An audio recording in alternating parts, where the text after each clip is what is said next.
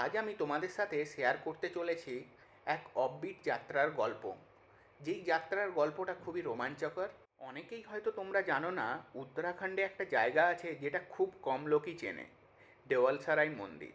পাহাড়ের কোলে প্রকৃতির মাঝে লুকিয়ে থাকা এক অফবিট স্বর্গ।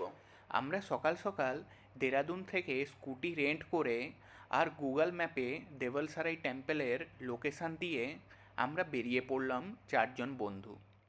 সামনে ছিল ৭৫ কিলোমিটারের পাহাড়ি রাস্তা। ৩ ঘন্টার সফর। কিন্তু রাস্তাটা ছিল যেন ছবির মতো। পাহাড়ের প্রতিটি বাঁক ঘুরলেই ছিল নতুন নতুন দৃশ্য। মেঘে ঢাকা পাহাড়, হালকা ঠান্ডা হাওয়া আর দূর থেকে ভেসে আসা পাখির ডাক। এক অন্যরকম অনুভূতি। শেষে আমরা চারজন বন্ধু মিলে পৌঁছালাম দেওয়ালসারাই মন্দির। আমরা যখন রাস্তা দিয়ে হেঁটে হেঁটে আসছিলাম, তখন রাস্তার পাশ দিয়ে বয়ে চলেছিল একটা সুন্দর নদী।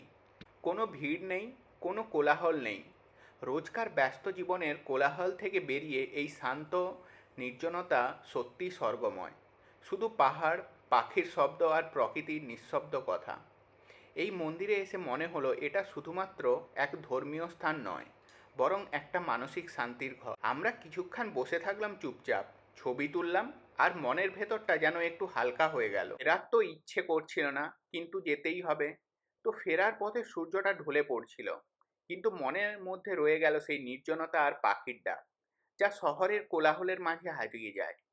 এটাই ছিল আমাদের ছোট্ট একটা অফবিট যাত্রার রোমাঞ্চকর গল্প। তোমরাও যদি প্রকৃতির কোলে হারিয়ে যেতে চাও, একবার ঘুরে এসো দেওয়ালসারাই মন্দিরে।